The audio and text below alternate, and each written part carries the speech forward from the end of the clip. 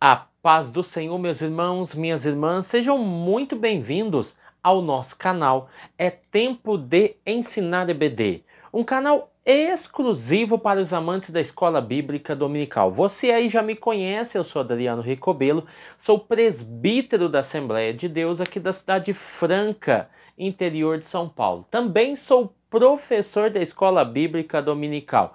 Ministro aulas também no CAPED, que é o Centro de Aperfeiçoamento Pedagógico da Escola Dominical. E hoje nós iremos falar sobre a lição de número 2. Ela tem como título O Livro de Ruth. Uma importante aula, uma importante lição que vai agregar muito ao seu conhecimento e também vai edificar de forma extraordinária a vida dos seus alunos, ok? Então, sem mais delongas, vamos aí para o nosso texto áudio que vai dizer: E sucedeu que, nos dias em que os juízes julgavam, ou seja, nós temos aí um período bastante aproximado em que se apresentaram e estão descritos 14 juízes, mas entendendo que Deus era o verdadeiro rei. Nós temos um período de 325 anos que vai de 1375 a 1050 antes de Cristo. Só que nesse período houve o quê? Houve uma fome na terra. Então eu tenho uma situação inesperada que vai acontecer e que vai ser primordial para que essa família se desenvolva, cresça, mesmo em momentos de perdas. Pelo que um homem de Belém, de Judá, saiu a peregrinar nos campos de Moabe, ele e sua mulher e seus 2 filhos. Aqui nós temos uma atitude de liderança dentro do lar, aonde acontece uma grande fome e o líder da casa, que no caso aqui é Elimeleque, vai assumir a responsabilidade de tomar uma decisão, levar a sua esposa Noemi, mais a sua família, né? No caso, os 2 filhos, Malom e Quilion. A verdade prática, servir a Deus não nos isenta de crises, ou seja, estamos diante de uma realidade. Em qualquer circunstância, o segredo ou seja, em qualquer momento da nossa vida, qual é o segredo? Primeiro ponto, permanecer fiel. Primeiro ponto, indiscutivelmente. Segundo, confiar na providência divina. Então, quando eu falo que o segredo eu estou falando que eu estou com a minha consciência ativa, a minha fé ativa e entendendo que somente sairei dessa situação se eu me permanecer fiel. Então, como você? Aí eu venho com uma pergunta para os irmãos aqui. O que fazer quando não tenho uma figura confiável ou esperança dentro do meu próprio povo? Devo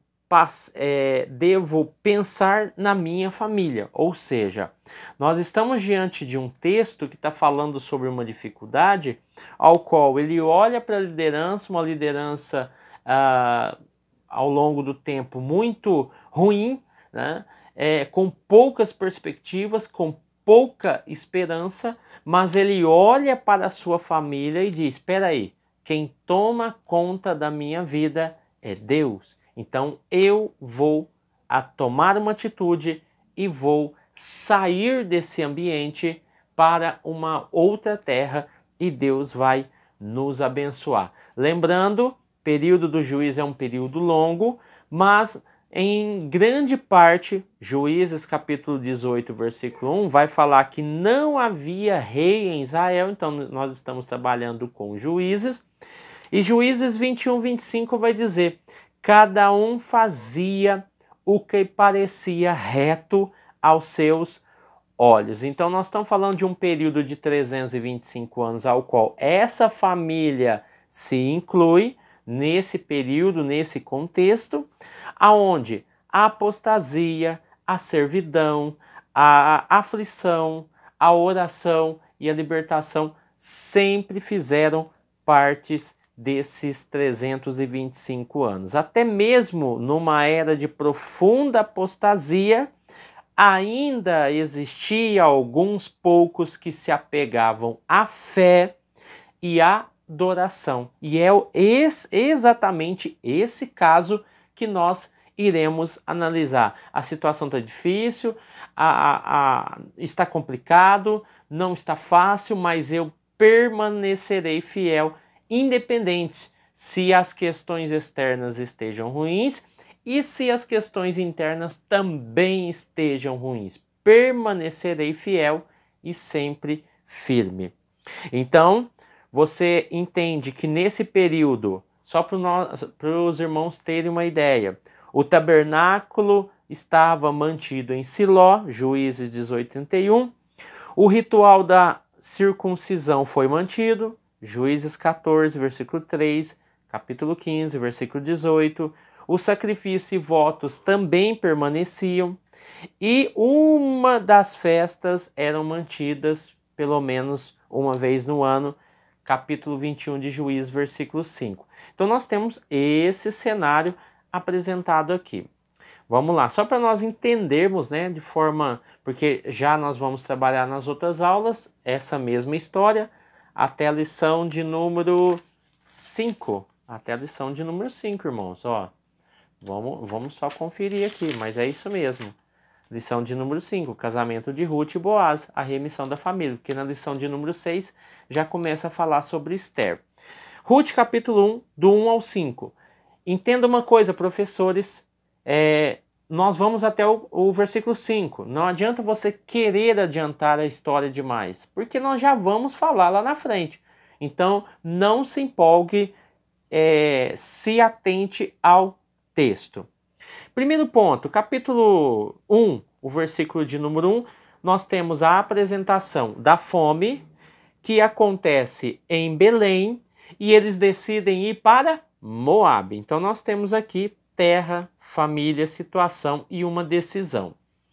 Versículo de número 2, nós temos a apresentação da família, Elimeleque é apresentado, Noemi, a sua esposa, Malom e Quilion, também filhos. Versículo 3, nós temos a primeira morte na família, que é a morte de Elimeleque. Então, a morte frustrou os planos da família, que havia começado com ele. Vamos sair de Belém e vamos para Moabe. Chega em Moabe, Elimeleque morre.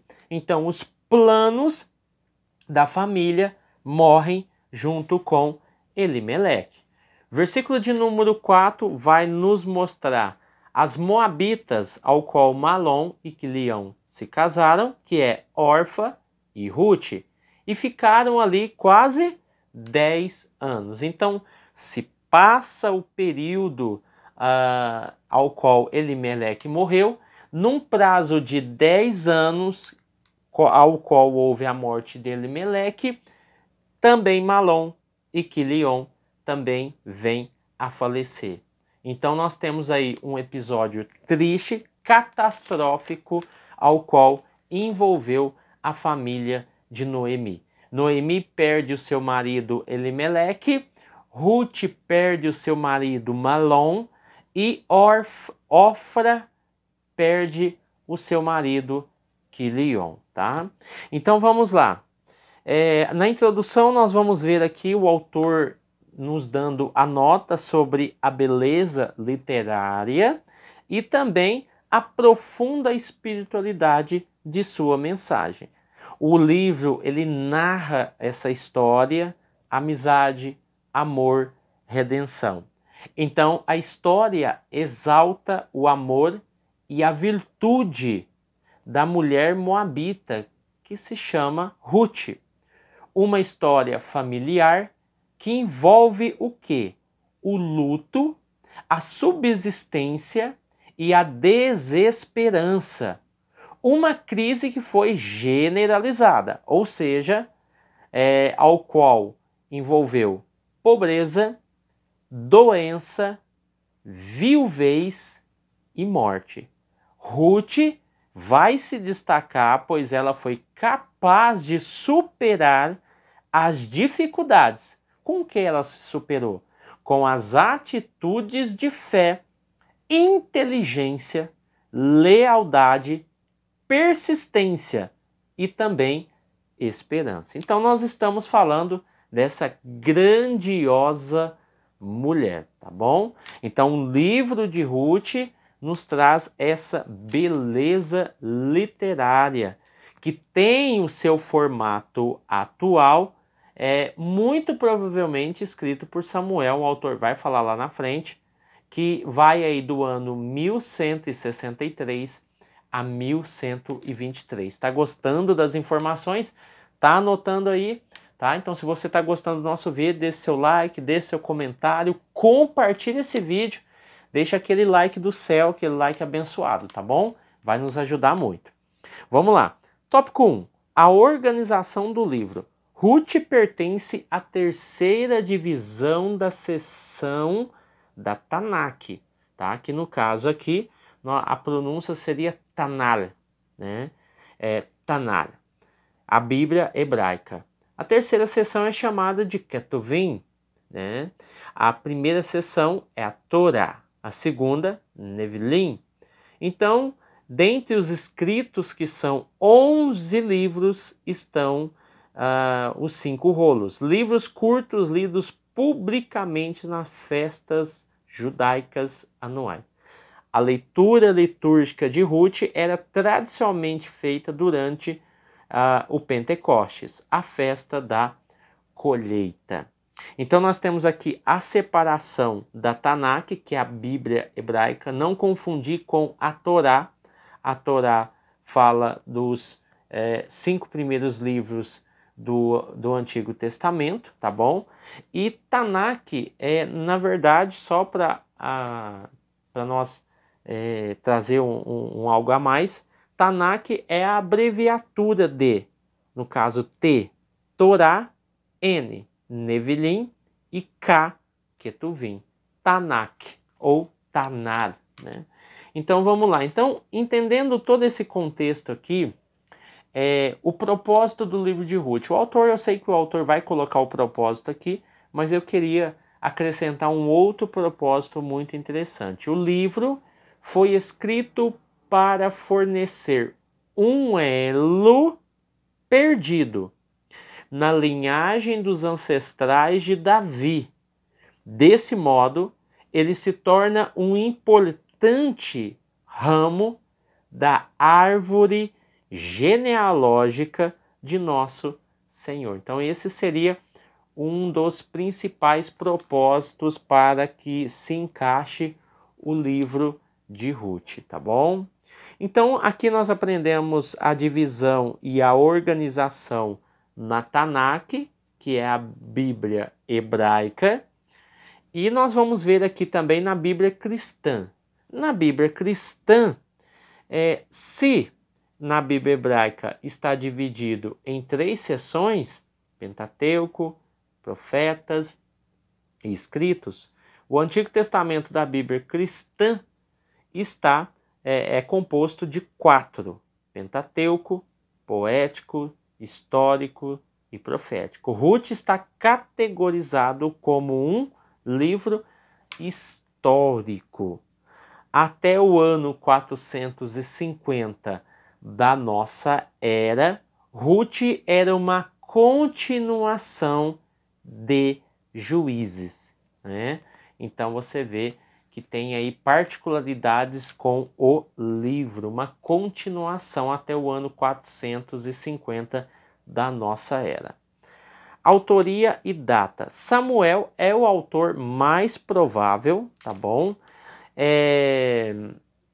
Então nós vamos ver aqui que o autor também diz: o Talmud, a obra milenar de regulamentos e tradições judaicas, atribui a ele a autoria. Além disso, as características gerais da obra indicam uma atmosfera própria. Então ele foi colocado nesse formato atual que nós conhecemos depois do governo dos juízes. Ruth, capítulo 1, versículo de número 1. Tanto é que ele diz aqui, ó, e sucedeu nos dias em que os juízes julgavam, né? Não foi um período posterior, foi um período concomitante com o período dos juízes, mas que teve aí o seu formato atual depois do governo dos juízes, né? Então você vê que acontece a história, mas é depois que tem-se o formato original desse livro que nós conhecemos hoje, a sua separação e tudo mais, tá bom? Então vamos lá. Tópico de número 2, o contexto histórico. No tempo dos juízes, o que sabemos é que ocorreram 3 gerações antes de Davi, nos dias dos juízes. Esse período durou mais de 3 séculos. Começou depois da morte de Josué e se estendeu até o início da monarquia de Israel, com a ascensão de Saul no trono no ano 1050. Tá? Então lembrando aí que nós vamos aí até o período dos reis, até 940, no caso, antes de Cristo. Depois nós temos o rompimento do regime monárquico, né? Nós temos 2 reinos, a divisão do reino, e assim acontece o fim aí do período dos reis, né? 940 é o último rei, Salomão, tá? Então vamos lá. Juízes capítulo 2, versículo 7. Olha o que diz o texto no tempo dos juízes. Juízes 2, versículo 7.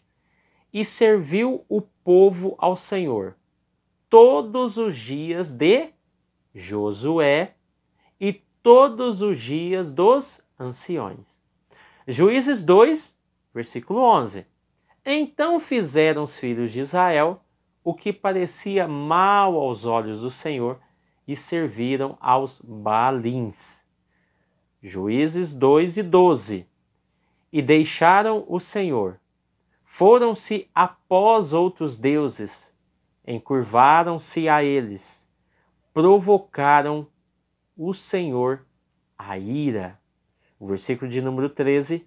E serviram a Baal e Astarote. É esse contexto, é nesse ambiente, por isso que é importante ressaltar esse contexto. Por quê? Porque a história de Ruth vai acontecer, vai se entrelaçar num ambiente de bastante mudança, num ambiente de bastante nuances, ao qual o povo se desviava, voltava, o povo reclamava, adorava, era um misto de sentimentos, se misturavam, enfim. Você tem, por exemplo, Juízes 17, versículo de número 6. Naqueles dias não havia rei em Israel, e cada um, fazia o que parecia direito aos seus olhos. Nós citamos aqui Juízes 17, 6, mas lá no início eu citei Juízes 21, 25, que traz a mesma mensagem. Secularismo, hedonismo e idolatria. Depois da morte de Josué e dos demais líderes, levantou-se uma geração que não tinha uma profunda comunhão com Deus e não conhecia o que ele havia feito ao povo hebreu. Israel cedeu ao estilo de vida pecaminoso dos cananeus.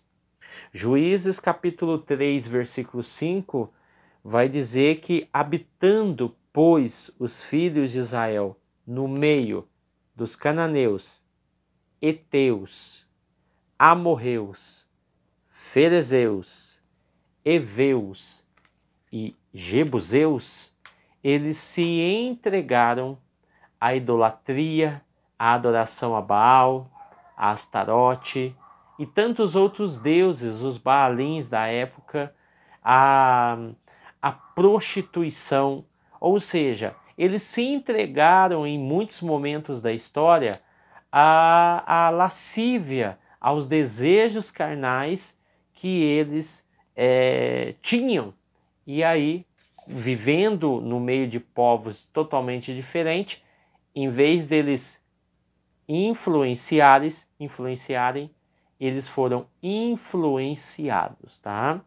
Então, no reino de Deus não basta ter carisma para liderar, é preciso ter caráter aprovado. Então, assim, nós entendemos que o pervertido culto a Baal, deus da chuva, Astarote, a deusa do sexo e da guerra, passou a ser praticado pela nação hebreia. Então, que nós possamos tomar cuidado. Jesus fala sobre oração, mas primeiro ele fala sobre vigiai e orai. Todos já estão sabendo o que aconteceu no Brasil, no meio gospel, com um dos nossos pastores, tá? Que, por sinal, ministrava as aulas da EBD, ao qual eu também era inscrito, eu também participava de suas aulas, assistia suas aulas também, sem demagogia, só que por falta de vigiar, acabou caindo numa cilada do inimigo. Satanás tem 3 objetivos: roubar, matar e destruir. E esses 3 objetivos ele vai até o fim da vida de cada um, porque a única ânsia que ele tem é derrubar os filhos de Deus. Que possamos também pegar esse contexto aqui e aplicar à nossa vida, para a gente tomar cuidado. A gente não é super-homem, a gente é falho, mas o fato de nós entendermos e encararmos que nós somos falhos, que nós somos pecadores, não é desculpa para que eu cometa o pecado e diga e pense que só porque eu sou falho, eu errando, eu vou ser perdoado. Você pode ser perdoado por Deus, sim, mas os homens são cruéis. Davi foi um homem que preferiu cair nas mãos de Deus do que cair nas mãos do homem. Então que fique esse recado de alerta, fique esse recado para todos nós, que nós possamos tomar cuidado com aquilo que está diante de nós. Não somente esse caso, mas muitos outros casos que vêm acontecendo no meio gospel, que tem envergonhado, que tem trazido desgraça, que tem trazido multidões de pecados para dentro da igreja. Que possamos nos purificar, que possamos nos ajudar uns aos outros, para que possamos vencer todos esses desafios, ok? A opressão, clamor e livramento. A apostasia tornou Israel presa fácil de seus inimigos. Não era a guerra, era a apostasia. O povo vencia porque Deus estava com eles, mas quando eles se apostavam da fé em Deus, eles perdiam a batalha. Então, saqueavam suas cidades, terras e mantinham o povo sob domínio opressor por longos períodos. Afligida, a nação clamava a Deus e o Senhor levantava juízes para libertar o seu povo. Juízes capítulo 2, versículo 19. Porém, sucedia que, falecendo o juiz, tornavam e se corrompiam mais que os seus pais. Essa é uma triste realidade de um povo ao qual Ruth está envolvida. É um ambiente de bastante opressão, de bastante perigo, mas de bastante apostasia também. Um ambiente ao qual se clamava a Deus e Deus ajudava. mas passava-se o tempo, o povo esquecia de Deus. Era esse ambiente conturbado, o tempo dos juízes, que Ruth vai se destacar. Não somente Ruth, mas Elimeleque, tomando a decisão de cuidar da sua família, cuidar da sua história, cuidar da sua caminhada. Noemi, por ser fiel a Elimeleque. Noemi, por ajudar Ruth. Noemi, por entender que Ofra não queria mais. Entendendo também que Ofra, mesmo aceitando, assim como Ruth aceitou, o Deus de Elimeleque e o Deus de Noemi, preferiu voltar e dar as costas. Ofra é aquele cristão que olha para trás, olha para tudo que está lá atrás, olha para tudo que perdeu, olha para tudo que ficou para trás e prefere voltar à velha, antiga vida. No caso de Ruth, ela prefere olhar para frente, seguir na direção oposta de Ofra, que quer voltar. Ela não. Ela diz: eu aceito o seu Deus como meu Deus. Eu aceito a tua nação como a minha nação. Eu aceito você como integrante, parte da minha família, mesmo que os meus filhos, o meu marido, não esteja vivo. Eu ainda continuarei com você. E assim ela segue a sua caminhada com Noemi. Então, poderosamente usado por Deus para julgar a causa de Israel e livrando dos seus opressores, essa era a função dos juízes. Lembrando aqui que toda vez que um juiz morria, o povo voltava para trás e fazia coisas piores que os seus pais. Juízes 2:18 vai dizer: e o Senhor lhes levantava juízes. O Senhor era com o juiz e os livrava das mãos dos seus inimigos. É importante entender que é dentro desse contexto também que Deus usa juízes, usa no caso aqui pessoas, para abençoar a nação, para abençoar o povo. Deus está dizendo, não somente nesse tempo aqui, mas no nosso tempo, que nem tudo está perdido. Se um juiz cair, se uma pessoa voltar atrás, se outra pessoa desistir, Deus sempre levantará pessoas para representar o teu reino e fazer a tua obra. Você acredita nisso? Vamos lá.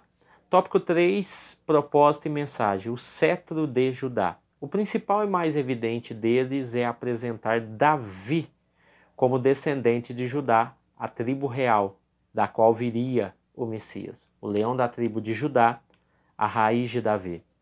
Embora Rubem fosse o primogênito de Jacó, seu ato de desonra ao leito do pai, deitando-se com a sua concubina, fez com que ele perdesse a primogenitura. Gênesis capítulo 35, versículo de número 22, Gênesis capítulo 49, versículo de número 4. Essa concubina aqui, que no caso que Rubem se deitou, era Bila, tá bom? Então vamos ler aqui para os irmãos entenderem. Gênesis 49, eu estou falando da bênção do pai para os filhos. Versículo 4, que fala sobre Rubem, vai dizer: inconstante como a água, não serás o mais excelente, porquanto subiste ao leito de teu pai, então o contaminaste, subiste à minha cama. Gênesis 49, versículo 10 vai falar sobre o filho Judá.